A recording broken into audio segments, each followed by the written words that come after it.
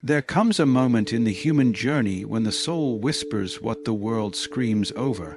That moment, though veiled in discomfort, is the birth cry of something greater, a spiritual awakening. Not the romanticized version that dances lightly on the lips of trend, but the raw, unrelenting, magnificent kind that breaks you before it builds you. It begins subtly, a restlessness within the comfort. You may find yourself staring at the life you once craved and wondering, why does this feel so hollow? The laughter doesn't echo the same, the trophies gather dust, and in the silence, something ancient begins to stir. This is no ordinary dissatisfaction, it is the call to awaken. Then, as if orchestrated by fate, the dark night arrives, not as punishment, but as passage. Here, the light is gone not because you failed, but because your eyes must adjust to a deeper vision. You begin to lose things, not just jobs or relationships, but pieces of your very identity. You mourn what you thought you were. This darkness is sacred. It strips away the lies. It shows you the mirror no one dares to hold. And oh, how the false self resists. It screams, it bargains, it clings. But awakening doesn't negotiate with illusion. The mask falls, the roles disintegrate, and what remains is something terrifyingly beautiful. Your naked soul, trembling before the infinite unknown. But hear this, what trembles is not weakness, it is transformation. Then comes the descent, not into hell, but into the unconscious, into the forgotten rooms of your being. You meet the shadow, the parts of you denied, shamed, buried. And instead of fighting them, you listen. You realize this too is you, the anger, the envy, the fear. You do not destroy the shadow, you integrate it. Only then does the self become whole. And just when you believe you cannot carry the weight of awakening, something shifts. A light breaks through, not from above, but from within. And it is not the old light of certainty, but a new light of knowing, of being, of belonging not to a tribe, a doctrine, or an ideal, but to the eternal dance of life itself. Now you walk not as a person chasing success, but as a soul aligned with truth. Your purpose no longer seeks applause. It seeks authenticity. You speak not to impress, but to express. You love not to possess, but to liberate. You move through the world not with answers, but with presence. This is the true awakening. It is not linear, it is cyclical. You will revisit the darkness. You will forget and remember 1,000 times. But each time you return with more light, more humility, more soul. And so I ask you, when the disillusionment comes, when the night grows cold, when the false begins to fall, will you run? Or will you awaken? Not all are called to comfort, but all are called to truth. And it is in truth that your spirit, raw and radiant, will finally remember what it came here to become.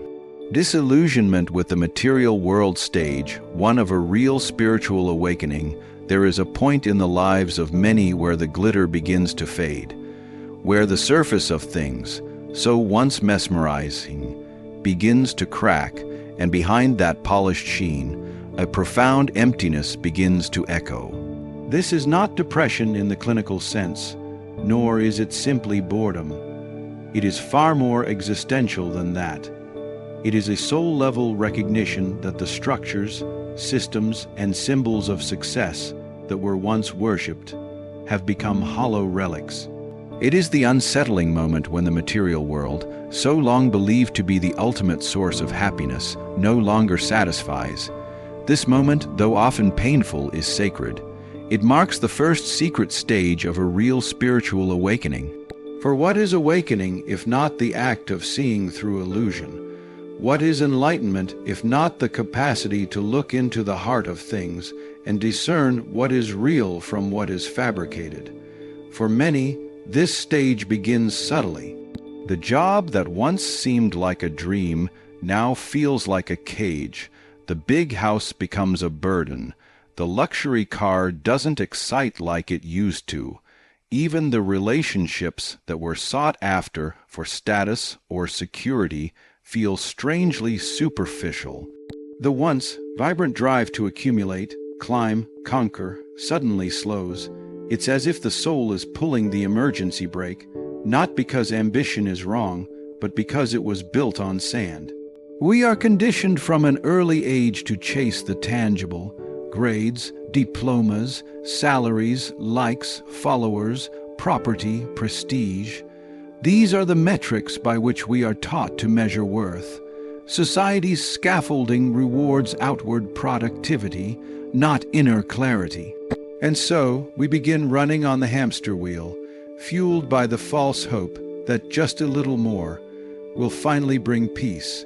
But here lies the paradox. The more we chase the external, the more we lose the internal.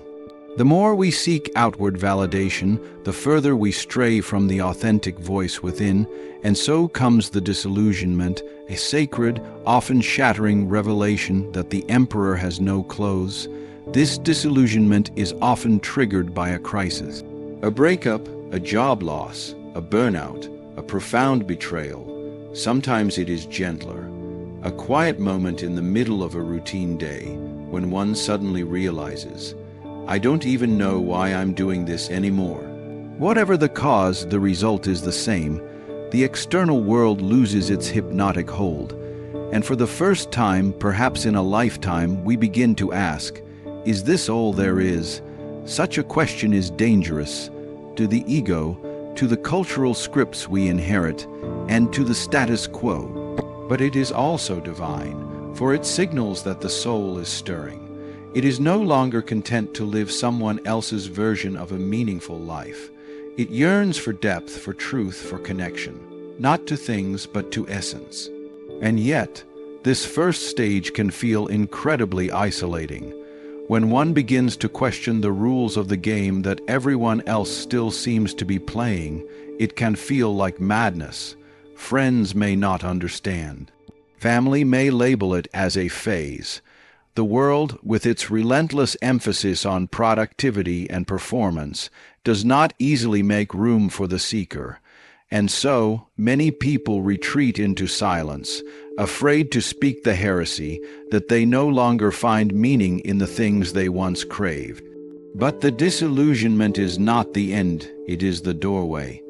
It is the tearing down of the old temple to make space for a truer, more sacred construction. What follows is often a period of grief. Yes, grief, not because the material world was inherently bad, but because it no longer fits. Like a child outgrowing their favorite toy, there's a melancholy that comes with realizing it no longer brings joy. The grief is real, but so is the opportunity. This stage demands courage. It is not easy to walk away from what society deems successful. It is not easy to admit that the things you fought so hard to attain were never truly yours to begin with. But courage is not the absence of fear. It is the willingness to walk into the unknown despite it. And the one who dares to question, to let go, to listen to the quiet whisper of the soul, they begin to move toward truth. As the old structures crumble, space is made for something new. The individual may begin to explore alternative paths: philosophy, psychology, spirituality, creative expression. They may start to meditate, journal, or spend more time in nature, not because someone told them to, but because the noise of the external world has become unbearable and the soul craves stillness. In this stillness, something astonishing begins to emerge. A sense of self not built on resume lines or designer labels, but on values, vision, and vibration. You begin to remember who you were before the world told you who to be. You reconnect with curiosity. You follow the breadcrumbs of synchronicity. You start to trust the unseen, and while this stage is destabilizing, it is also profoundly liberating. For when the material world loses its grip, you are finally free to seek what truly matters. Love that is unconditional, work that is purposeful, community that is authentic, silence that is nourishing, beauty that is not bought but felt. You begin to replace consumption with creation, numbness with aliveness. Striving with surrender, it must be said, Awakening is not a rejection of the material world. It is a reevaluation of its place in your life. There is nothing wrong with wealth, ambition, or achievement when they are aligned with soul. The problem is not with having things, it's when things have you. True awakening does not demand that you retreat to a cave or abandon your life. It invites you to infuse it with meaning, to live with integrity, to create from essence. And so, this disillusionment is not destruction, it is preparation. It is the tilling of the soil before the planting of the seed. It is the soul's way of saying, there is more, go deeper, come home. To anyone in this stage, take heart. You are not broken, you are not lost. You are awakening, and though it may feel like falling apart, you are in fact falling into place. The journey has begun, so pause, listen, let the false fall away. And when you are ready, take your first step, not into a new job or a new relationship, but into your own soul. There, the real riches await. The dark night of the soul, stage 2 of a real spiritual awakening. There comes a time on the path of awakening when light retreats, certainty collapses, and the once familiar terrain of life becomes utterly alien. This is not simply sadness. It is not fatigue or despair alone. This is something deeper, darker, and paradoxically more divine. It is what the mystics called the dark night of the soul. At this stage, the veil is lifted fully, and what is revealed is not the glowing bliss many expect from enlightenment, but rather a confrontation with the shadow self. It is not a place of safety or comfort. It is a wilderness. The maps don't work here, the old tools. The affirmations, the positive thinking, the rituals often fall short. One doesn't just feel lost during this stage. One is lost. But what is lost is not the soul. What is lost is the mask. The persona, the illusion. For so long we build a self to survive. Crafted from childhood wounds, social conditioning, unmet needs, and cultural ideals. We project this self to the world and often even believe it to be who we are. But in the dark night, this scaffolding begins to crumble. The carefully constructed identity, perfected, polished, praised, begins to feel like a costume that no longer fits. The outer world may remain the same, but the inner world begins to quake. This stage can be triggered by any number of catalysts: heartbreak, death, betrayal, trauma, spiritual awakening, or even success itself. Yes, even attaining everything you once wanted and realizing it still doesn't make you whole. And so you descend, not by choice, but by sacred necessity. You are being summoned, not to destruction, but to integration. Carl Jung once said, "One does not become enlightened by imagining figures of light, but by making the darkness conscious." This stage is precisely that, the sacred confrontation with the unconscious, the shadow, the suppressed. The dark night is not the enemy, it is the midwife. It is not here to destroy you, but to strip away all that is false, so that what is real may finally emerge. But make no mistake, this is not an easy path. It is a spiritual crucifixion of sorts, where the old self must die so that the soul can resurrect. In the darkness, you may feel abandoned, by friends, by God, by hope itself. You may weep without understanding why. You may lose your appetite for life, for connection, for joy. You may want to run back to the illusion, but you can't, because something inside you knows, even in the pain, this is necessary. This stage is where the ego fights the hardest. It wants to cling to control, to certainty, to safety, but the dark night allows none of that. It forces surrender, not the passive kind, but the sacred kind, the kind that cracks the heart open, that dissolves pride, that humbles the mind. It is a cosmic reset, a spiritual detox. Many feel shame during this phase. What is wrong with me? Why can't I just be happy? But nothing is wrong.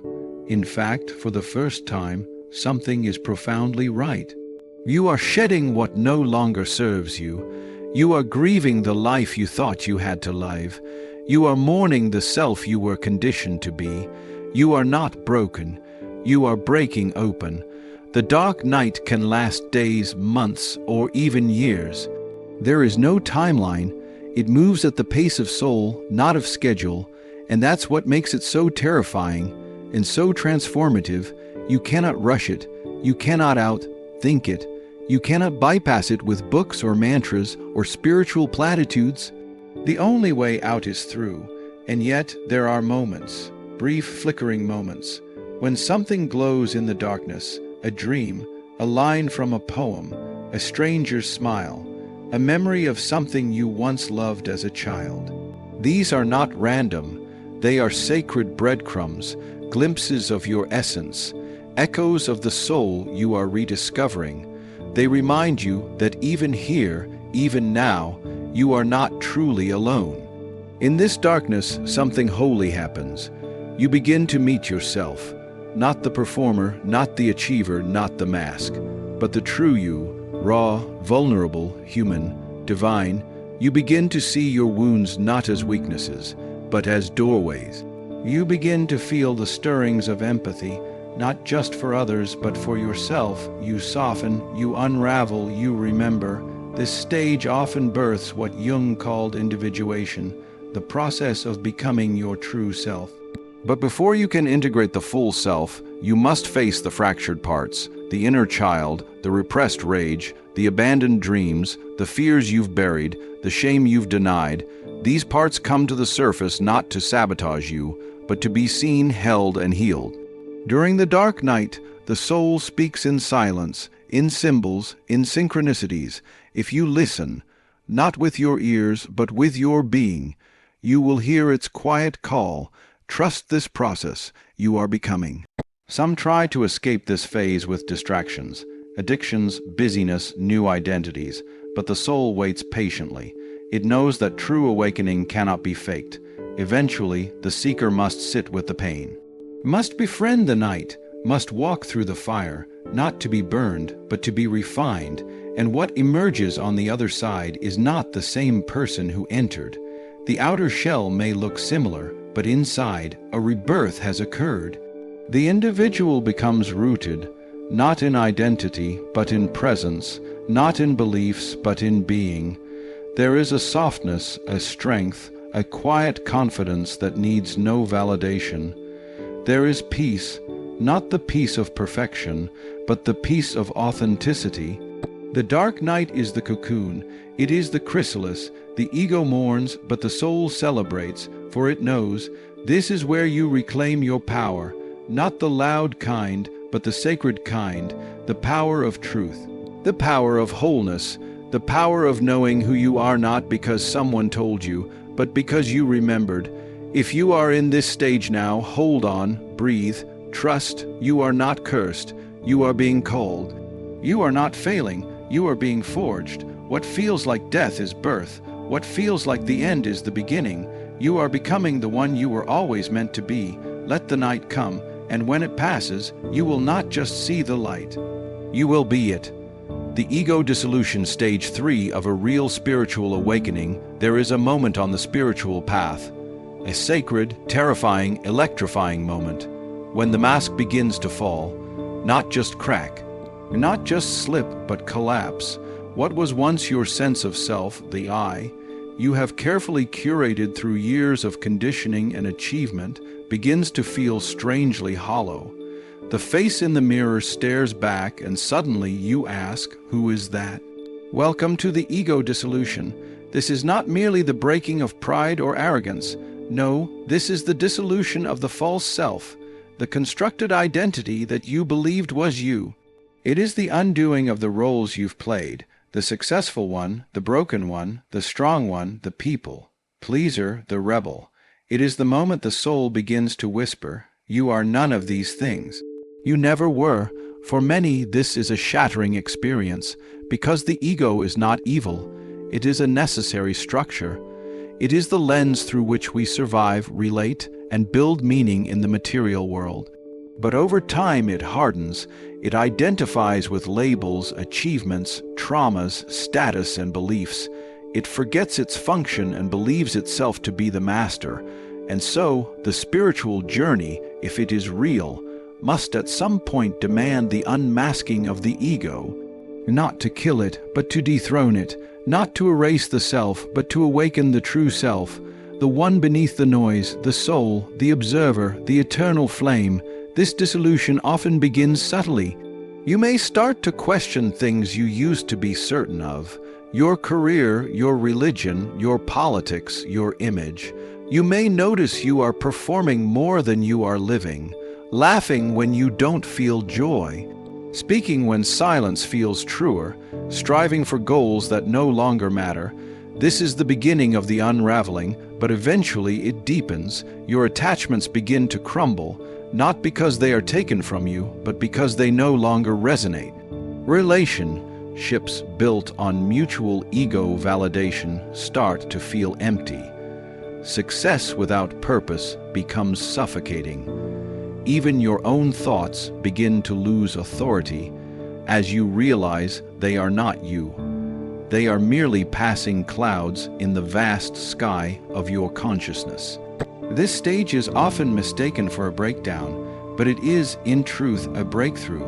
The false self is cracking, not to destroy you, but to liberate you. Jung called this the death of the ego, but not in the literal sense. He understood it as a symbolic death, a necessary disintegration of the illusory self so that a deeper, more unified self can emerge. He wrote, "In each of us there is another whom we do not know. He speaks to us in dreams and tells us how differently he sees us from the way we see ourselves." In ego dissolution, this hidden self begins to surface. At first, it may feel like losing your mind. You may experience disorientation, fear, even identity crisis. Who am I if I'm not this job? Who am I without their approval? What is left if I strip away the titles, the roles, the trauma? And the answer, whispered through the silence, is this: you are not what you do. You are not what you've survived. You are not the story you've been told. You are the awareness behind it all, the witness. The light, the ego resists this truth. It panics, it clings, it accuses, because the ego lives in duality. It is the I that defines itself by separation. Me vs. them, success vs. failure, worthy vs. unworthy. To dissolve the ego is to dissolve the illusion of separateness. It is to see the interconnectedness of all things, to realize that beneath all our masks, we are fragments of the same sacred whole. In this stage, many experience a profound shift in perception. Time may feel less linear. The world may appear more vibrant, more alive. Animals, trees, strangers. Everything begins to pulse with sacredness. There is a softening, a humility, a reverence. You begin to live less from reaction and more from presence. And yet, the process is rarely clean. Ego death is messy. It often includes grief, the mourning of who you thought you were. It may bring loneliness, as those who knew your former self struggle to recognize the emerging you. It may bring fear, as the familiar maps no longer apply, but stay with it, breathe through it. What is falling away is not your truth. It is the armor around it. One of the most powerful aspects of ego dissolution is the collapse of superiority and inferiority. You no longer need to compare yourself to others. You see that the game of status, validation, and judgment was just that, a game. And in seeing this, you are freed. You can look into the eyes of another and see not competition, but kinship, not threat, but reflection. This stage also awakens the heart, because the ego protects itself with walls, while the soul connects through vulnerability. As the ego dissolves, love becomes less about possession and more about presence. Compassion flows more freely. Forgiveness becomes less of a struggle. You realize what you judged in others was often a mirror of your own unhealed parts. At the deepest level, ego dissolution invites you into union, not just with yourself, but with the divine, with existence itself. You begin to see God not as a distant being, but as the very fabric of beingness. Every moment becomes sacred, every breath a prayer, but make no mistake, this stage is not about escaping the world. It is not about bypassing reality in some spiritual haze. In fact, it is the opposite. You return to the world with new eyes, new ears, a new heart. You are more grounded, more real, more human, because you've let go of the illusion that you had to be perfect, powerful, or separate. You begin to serve not from egoic pride, but from soul integrity. You lead not by control, but by example. You speak not to impress, but to connect. You live not to be admired, but to be aligned, and in this, a quiet joy arises, a joy that is not dependent on outcomes, a joy that exists simply because you are, because you have remembered, because the war inside you is no longer necessary. This is the gift of ego dissolution. You trade the illusion of being someone for the freedom of being everything and nothing at once. You lose the lie and gain the truth, and the truth is this: you are not a role, you are not your past, you are not the opinions of others or the limits of your thoughts. You are the space in which it all arises. You are the stillness behind the noise. You are the soul awakening, and the ego, like a loyal but misguided guard, has finally stepped aside, and what remains is freedom. The void emptiness before expansion, stage 4 of a real spiritual awakening.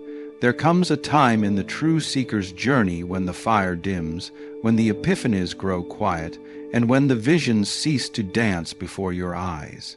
The bliss of the initial awakening recedes, the excitement of ego's dissolution fades, and suddenly you are suspended between what was and what is yet to be. This is the void, and it is not a mistake. It is sacred. At first glance, the void feels like spiritual death. You have released who you once were. Your ego, your identity, your dreams have either fallen away or lost their taste. You are no longer seduced by the illusion. You see through the veil, and yet you don't yet know who you are beyond it. You are in between selves, in between worlds, in between realities. This is the space of holy emptiness. It is here, in this quiet abyss, where the soul often weeps, not from pain alone, but from the disorientation of being nothing, knowing nothing, clinging to nothing. The spiritual intoxication of previous stages has worn off, and now you walk in the desert, not knowing where the path begins or ends. The colors of the world may dull, the sounds become muted, everything can begin to feel distant, but the void is not a punishment, it is not a failure, it is not darkness for the sake of despair. It is the womb of the new self. It is the dark night of the soul that precedes the dawn. It is the gestation period between spiritual death and spiritual rebirth. If the ego's dissolution is the funeral, the void is the burial, not to rot, but to become seed. This stage can be profoundly uncomfortable, especially in a world obsessed with productivity, clarity, and forward motion. Being nowhere is seen as weakness. But you are not nowhere. You are in the center of becoming. Like the chrysalis that wraps around the caterpillar, this stage demands stillness, trust, and surrender. For transformation is not always a blaze. It is often a long, slow, quiet process. Psychologically, the void represents the period in which the conscious mind cannot make sense of what is happening. It has lost its bearings. The old narratives are gone. The structures of identity no longer serve. But the new story has not yet emerged, and so the psyche is suspended in unknowing. Carl Jung understood this well. He wrote, "In all chaos there is a cosmos, in all disorder a secret order." The void is that secret order, one that unfolds not with logic, but with faith. Not through action, but through deep listening. This is a time of shedding not only external attachments, but internal frameworks. Beliefs that once gave you comfort now feel limiting. Paths that once felt certain now seem misaligned. Even your spiritual practices may seem hollow, robotic, or pointless. You may sit in meditation and feel nothing. You may pray and hear silence. You may read sacred texts and feel numb. And you wonder, have I lost my way? No, you are precisely where you must be. The void is not the absence of spirit. It is the testing ground of spiritual maturity. You see, the soul must be stripped not only of illusion but also of dependency. Dependency on feeling good, on being on track, on knowing the answers. The void asks, will you trust even when you feel nothing? Will you walk even when you cannot see the path? Will you remain faithful even when the divine goes quiet? This is the crucible of the spiritual warrior. There is a deep sacredness in this emptiness, a sacredness that says, wait, listen, be, not because doing nothing is romantic, but because doing nothing is transformational when you are undergoing soul alchemy. In the void, many fear they are regressing, depression may surface, isolation may become intense. Some describe it as spiritual anesthesia, a place where passion dies, direction fades, and inspiration vanishes. But what truly vanishes in the void is noise, distraction, pretense, the need for external validation, and what is born slowly, painfully, beautifully is your essence. This stage is not designed to be productive in a linear sense. It is gestational, foundational, like the roots of a tree growing deeper underground before it ever reaches skyward again. And often, the deeper the void, the more profound the expansion to follow. But this truth cannot be rushed. And that is perhaps the greatest challenge. The modern psyche is addicted to momentum. When we feel stuck, we panic. We force change, we chase meaning, but the void is not conquered. It is honored. You must become still enough to let it speak. And speak it will, not in words but in whispers, not in doctrines but in symbols, not in timelines but in timelessness. Here, the soul may begin to guide you through dreams, through synchronicities, through inexplicable knowing, a soft pull towards something you can't yet name, a deepening hunger for authenticity, a longing for presence over progress. And here's the paradox. The more you resist the void, the longer it lasts. The more you surrender to it, the more you begin to sense its quiet beauty. In this emptiness, life begins to reassemble itself, not as it was, but as it must be. You begin to release the addiction to labels. You find freedom in being undefinable. You begin to see that spiritual growth is not always a ladder. It is a spiral, and this descent into silence is part of the ascension into truth. In the void, the heart often begins to open in unexpected ways. Because without distractions, you begin to feel things more deeply, your own suffering, the pain of the world, the subtle beauty of a flower, a breeze, a kind gesture. These are not distractions. These are signs that the soul is softening, integrating, returning. You learn to befriend the unknown, to sit with the sacred question, who am I now, and not rush to answer it. You allow the mystery to do its work. One day, seemingly without effort, the fog begins to lift. A small light appears, not dramatic but steady. You feel a shift. Something has rooted within you, something more resilient than certainty, something more valuable than knowledge. It is inner knowing. It is the soul's quiet confidence, and from this place a new path emerges, not imposed but revealed.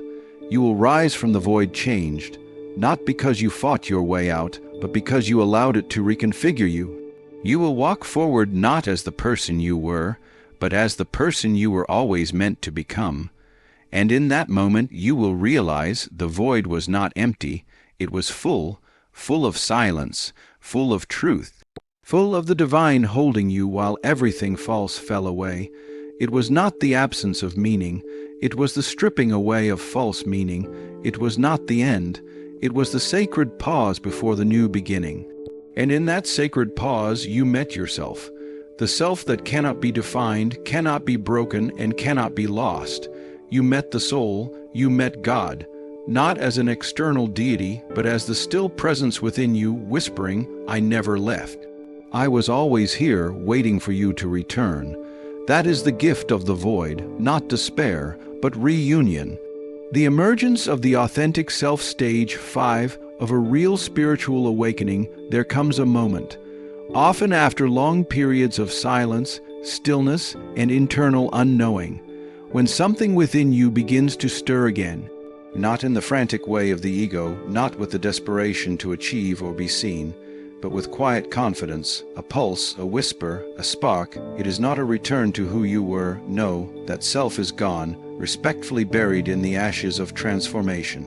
What rises now is something far more sacred, far more grounded, far more real. This is the birth of the authentic self. This stage is not about creating something new. It is about remembering what has always been within you. It is about unearthing the deeper soul, truth that was buried beneath years of societal conditioning, childhood expectations, ancestral trauma, and egoic masks. Now, stripped of illusion and polished by the trials of the void, this deeper self begins to step forward, not as an idea, but as an embodiment. You are no longer performing a role. You are living your truth. It's important to understand the emergence of the authentic self is not the pinnacle of perfection, nor is it a final destination. Rather, it is the first true step into living from the soul. It is the moment when alignment becomes your compass and integrity becomes your path. You stop asking, "What should I do to be accepted?" and instead ask, "What is true for me, even if no one understands?" And that shift, subtle though it may seem, is revolutionary. For most of your life, you have likely been shaped by invisible hands. Parents, teachers, peers, media, religion. They all told you who to be. Be strong, be polite, be successful, be normal, be quiet, be someone. You wore these masks for so long, you forgot they weren't yours. You became so entangled in the external narratives that your inner voice grew faint. But now, after awakening, after ego death, after enduring the void, you begin to hear again. And what you hear is not a shout, but a whisper. This is who I am, I remember now. This is not the remembering of the mind. It is the remembering of the soul. Psychologically, this is the stage where the conscious mind begins to reintegrate with the unconscious in a healthier, more balanced way. You are no longer ruled by the persona, the mask shown to the world, nor are you blindly governed by the shadow, the repressed parts of yourself. Instead, there is harmony. The self becomes whole again. Carl Jung called this process individuation, the path of becoming who you truly are, distinct from all collective identities and imposed roles, not by rejecting society, but by transcending its false constraints and anchoring into your inner truth. He wrote, "The privilege of a lifetime is to become who you truly are. That privilege is now being claimed. In this stage, you begin to notice certain signs of profound change. First, your desires shift. You no longer crave validation in the same way. The applause of others becomes far less interesting than the quiet joy of authenticity. You choose honesty over popularity. You say no more easily, not from defiance, but from clarity. Your yes becomes sacred, offered only when it aligns with your soul. You stop chasing purpose and start embodying it. You begin to realize that your very presence, and diluted, unmasked, unashamed, is your gift to the world. Relationships begin to change too. Some fall away, not out of bitterness, but because the frequency no longer matches. You can no longer tolerate superficiality or inauthentic connection. Instead, you seek depth, presence, truth, and slowly, the people who resonate with your authentic self begin to appear. Tribe, soul family, kindred spirits. Not because you are trying to find them, but because your vibration is calling them. And perhaps most beautifully, your creativity returns, not necessarily in artistic form, though it may, but in the sheer joy of creating from a place of truth. You find yourself speaking differently, thinking differently, living differently. Your words carry weight. Your actions feel aligned. You are no longer trying to impress. You are simply expressing. From the authentic self, expression becomes effortless because it is no longer filtered through fear.